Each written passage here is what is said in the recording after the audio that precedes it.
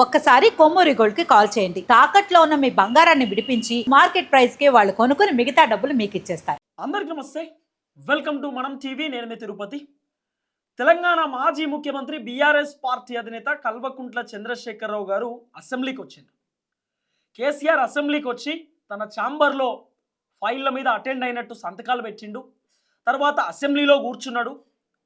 తెలంగాణ ముఖ్యమంత్రి రేవంత్ రెడ్డి స్వయాన మాజీ ముఖ్యమంత్రి కేసీఆర్ కూర్చున్నటువంటి కుర్చీ దగ్గరకు వచ్చి కేసీఆర్కి నమస్కారం పెట్టిండు. కేసీఆర్తో మాట్లాడిండు. కేసీఆర్ ఆరోగ్యం గురించి తెలుసుకున్నాడు.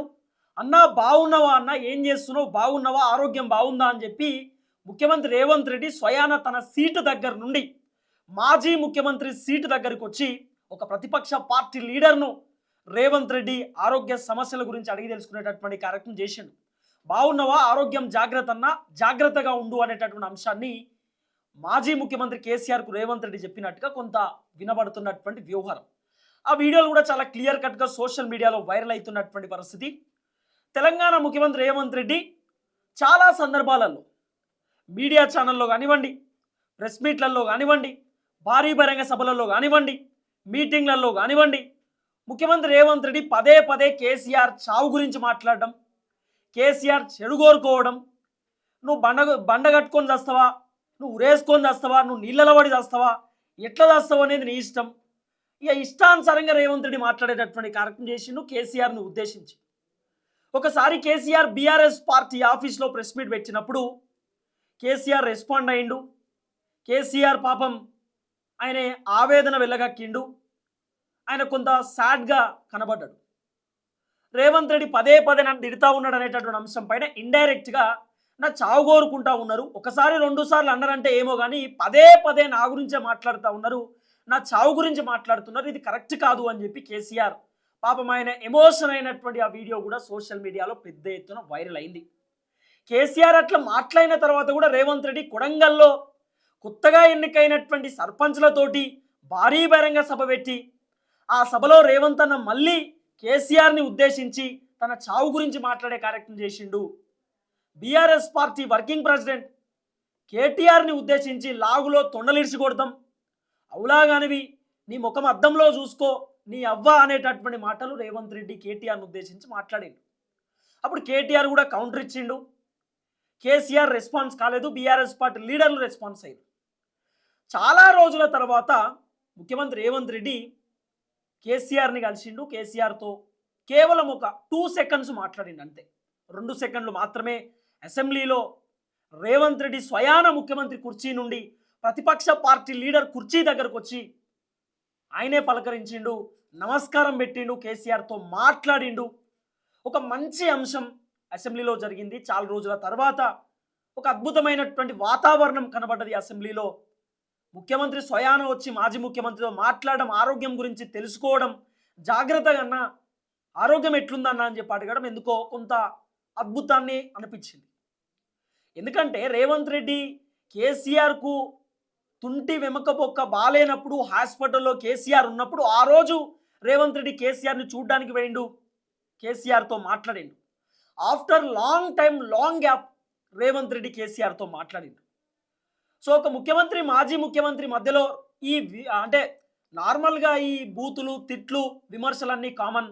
కానీ రాజకీయాలలో ఖచ్చితంగా ఒకరినొకరు ఎదురుపడ్డప్పుడు, కలిసినప్పుడు మాట్లాడుకోవాలనేటటువంటి ఒక అంశాన్ని రేవంత్ రెడ్డి చాలా అద్భుతంగా జనాలకు చూపించింది. ఒక పాజిటివ్నెస్ అనిపించింది. కానీ వాస్తవం ఏంటంటే ఒక ముఖ్యమంత్రి హోదాలో ఉన్నటువంటి వ్యక్తి ఇష్టానుసారంగా మాట్లాడడం, నోటికొచ్చినట్టు వాగడం. ఎందుకంటే ఒక ముఖ్యమంత్రి హోదాలో ఉన్నటువంటి వ్యక్తి మాట్లాడుతున్నాడు అంటే తెలంగాణ సమాజం అందరూ కూడా చూస్తారు, ముఖ్యంగా మహిళలు చూస్తారు, కొత్తగా రాజకీయాలు నేర్చుకునేటటువంటి వాళ్ళు చూస్తారు. ఈరోజు అసెంబ్లీలో ఒక కీలకమైనటువంటి అంశం జరిగింది. భారతీయ జనతా పార్టీ ఎమ్మెల్యే ముఖ్యమంత్రి రేవంత్ రెడ్డి భాష గురించి, మాజీ ముఖ్యమంత్రి కేసీఆర్ భాష గురించి ఆయన మాట్లాడిండు. ముఖ్యమంత్రి హోదాలో ఉన్నటువంటి వ్యక్తి అట్లా మాట్లాడడం ఏంది, వీళ్ళు ఇట్లా మాట్లాడడం వల్ల మేము కొత్తగా ఎన్నికైనటువంటి ఎమ్మెల్యేలము మేము ఏం నేర్చుకోవాలి, వీళ్ళ దగ్గర నుండి ఈ బూతులు నేర్చుకోవాలన్నా, ఈ అన్పార్లమెంటరీ లాంగ్వేజ్ నేర్చుకోవాలన్నా, అసలు మేము వీళ్ళని ఎట్లా ఆదర్శంగా తీసుకోవాలి, ఎట్లా ఇన్స్పిరేషన్గా ఫీల్ కావాలి అని చెప్పి ఒక భారతీయ జనతా పార్టీ ఎమ్మెల్యే శాసనసభలో ప్రశ్నించిండు. ఆ ప్రశ్నను విన్నటువంటి ఐటీ శాఖ మంత్రి శ్రీధర్ బాబు గారు లేచి ఆ ఎమ్మెల్యేకు కౌంటర్ ఇచ్చేటటువంటి కార్యక్రమం చేసిండు. కౌంటర్ ఇచ్చి మాట్లాడిండు. తర్వాత హరీష్ రావు రెస్పాన్స్ అయ్యిండు. ముఖ్యమంత్రే చక్కగా లేడు, మమ్మల్ని ఏం చేయమంటావు అని హరీష్ రావు చెప్పిండు. కేసీఆర్ భాష కూడా మార్చుకోవాలని శ్రీధర్ బాబు గారు చెప్పినారు. అప్పుడు బీఆర్ఎస్ పార్టీ వాళ్ళు మండిపడేటటువంటి కార్యక్రమం చేసినారు. సో ఈ బూతుల భాష పైన కూడా అసెంబ్లీలో కొంత చర్చ నడిచినటువంటి పరిస్థితి. దాదాపు 5-6 నిమిషాల పాటు ఈ లాంగ్వేజ్ పైన ఈ మంత్రులు, ముఖ్యమంత్రి మాట్లాడుతున్నటువంటి, మాజీ ముఖ్యమంత్రి మాట్లాడుతున్నటువంటి ఆ భాష పైన కొంత చర్చ నడిచింది. తర్వాత అసెంబ్లీలో పాడి కౌశిక్ రెడ్డి రాఘవ కన్స్ట్రక్షన్ బాంబులు పెట్టి మోరీలను లేపేస్తున్నారు, చిన్న చిన్న చెక్ డ్యామ్లను లేపేస్తూ ఉన్నారు, మేడిగడ్డలు కూడా అట్లనే బాంబు పెట్టి లేపేసినారు అని చెప్పి పాడి కౌశిక్ రెడ్డి మాట్లాడితే స్పీకర్ సార్ సీరియస్ అయ్యి, కాంగ్రెస్ పార్టీ లీడర్ సీరియస్ అయ్యి పాడి కౌశిక్ రెడ్డి మాటలను నొక్కేసినారు. పాడి కౌశిక్ రెడ్డి మాట్లాడకుండా ఆయనను కింద కూర్చోబెట్టేటటువంటి కార్యక్రమ మండలిలో Congress party MLC Teenmar Mallanna garu Gulf కార్మికులను ఉద్దేశించి మాట్లాడేటటువంటి కార్యక్రమం చేసిండు. గల్ఫ్ కార్మికులు ఇబ్బంది పడుతూ ఉన్నారు, మన దేశాన్ని వదిలిపెట్టి బయట దేశంలో బ్రతుకుతూ ఉన్నారు, అక్కడ వాళ్ళకి ఎన్ని సమస్యలు వచ్చినా కూడా మనం పట్టించుకుంటలేము, దయచేసి రాష్ట్ర ప్రభుత్వం పట్టించుకోవాలి అని చెప్పి ఎమ్మెల్సీ తీన్మార్ మల్లన్న కూడా గల్ఫ్ కార్మికుల గురించి మాట్లాడేటటువంటి కార్యక్రమం చేసిండు. తర్వాత చాలామంది ఎమ్మెల్యేలు రకరకాల ఇష్యూస్ పైన ఈరోజు మాట్లాడేటటువంటి కార్యక్రమం చేస్తున్నారు. కానీ ప్రధానంగా అసెంబ్లీలో హైలైట్ అయింది మాత్రం ముఖ్యమంత్రి రేవంత్ రెడ్డి మాజీ ముఖ్యమంత్రి కేసీఆర్ కూర్చున్నటువంటి కుర్చీ దగ్గరకు వచ్చి నమస్కారం పెట్టడం, కేసీఆర్తో మాట్లాడడం, అన్నా మీ ఆరోగ్యం జాగ్రత్త, ఎట్లా ఉంది మీ ఆరోగ్యం అని చెప్పి అడగడం కొంత అద్భుతాన్ని అనిపించింది. ఆ వీడియో చూస్తున్నప్పుడు ఒక పాజిటివ్ వైపు వచ్చింది. చాలా అద్భుతంగా మాట్లాడినారు అనేటటువంటి ఒక అంశం అనిపించింది. ఎందుకంటే ఎప్పుడు కూడా రాజకీయ నాయకులు కొట్లాడుతూ ఉంటారు, పంచాయతీలు పెట్టుకుంటూ ఉంటారు, విమర్శలు చేసుకుంటూ ఉంటారు, బూతులు తిట్టుకుంటూ ఉంటారు, ఇదంతా కామన్ పాయింట్ లెక్కనే చూస్తాం. కానీ ఒక ముఖ్యమంత్రి హోదాలో ఉన్న వ్యక్తి, నాకంటే వయసులో పెద్ద, 2 సార్ల ముఖ్యమంత్రి ఉన్నటువంటి వ్యక్తి, తెలంగాణ ఉద్యమకారుడు అనేటటువంటి ఆలోచనతో కేసీఆర్ దగ్గరికి రేవంత్ రెడ్డి పోయి నమస్కారం పెట్టేటటువంటి కార్యక్రమం చేసిండు. ఈరోజు రేవంత్ రెడ్డి గారిని నేను సూటిగా ఒక అంశం అడుగుతా ఉన్నా. తెలంగాణ మాజీ ముఖ్యమంత్రి కేసీఆర్ అనేటటువంటి వ్యక్తి తెలంగాణ కోసం ఉద్యమం చేయకపోతే, తెలంగాణ కోసం జెండా పట్టుకొని బయటికి రాకపోతే, సాగు నోట్లో తలబెట్టకపోతే, కేసీఆర్ ఈరోజు ధర్నాలు, రాష్ట్ర రోకోలు చేయకపోతే, ఆ రోజు తెలంగాణ ఉద్యమంలో కేసీఆర్ క్రియాశీలక పాత్ర పోషించలేకపోతే ఈరోజు తెలంగాణ రాకపోతుండే. కేసీఆర్ ఉన్నాడు కాబట్టే తెలంగాణ వచ్చింది, కేసీఆర్ కొట్లాడిండు కాబట్టే తెలంగాణ వచ్చింది. కేసీఆర్ కొట్లాడి తెచ్చినటువంటి తెలంగాణ రాష్ట్రంలో ఈరోజు ముఖ్యమంత్రి రేవంత్ రెడ్డి ముఖ్యమంత్రి కుర్చీలో కూర్చున్నాడు తెలంగాణకి. కేసీఆర్ లేకపోతే రేవంత్ రెడ్డికి ఆ కుర్చీ లేకపోతుండే.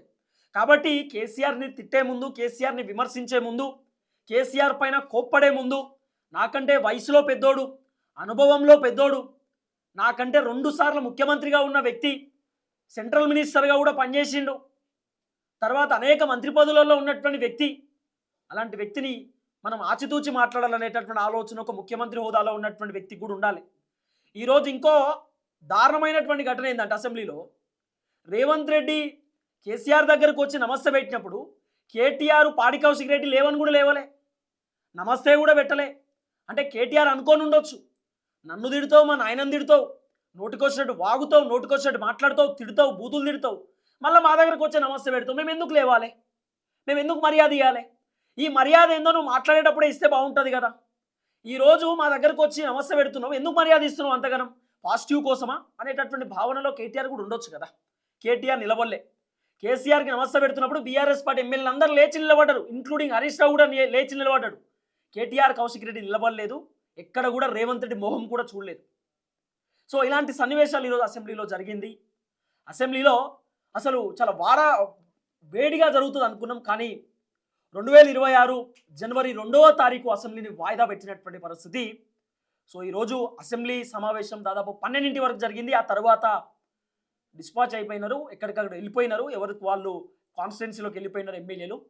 సో మంత్రులు కూడా కాన్స్టిట్యున్సీలోకి వెళ్ళిపోయినారు. సో కొన్ని మీటింగ్స్ కారణాల వలన వాయిదా పెట్టుకున్నారు, 2వ తారీఖుకి వాయిదా వేసినటువంటి కార్యక్రమం చేసినారు. సో ఇది అసెంబ్లీకి సంబంధించినటువంటి కీలకమైనటువంటి అప్డేట్స్. చూద్దాం ఏం జరగబోతుంది. అందరికీ నమస్తే, థ్యాంక్ యూ సో మచ్. జై తెలంగాణ.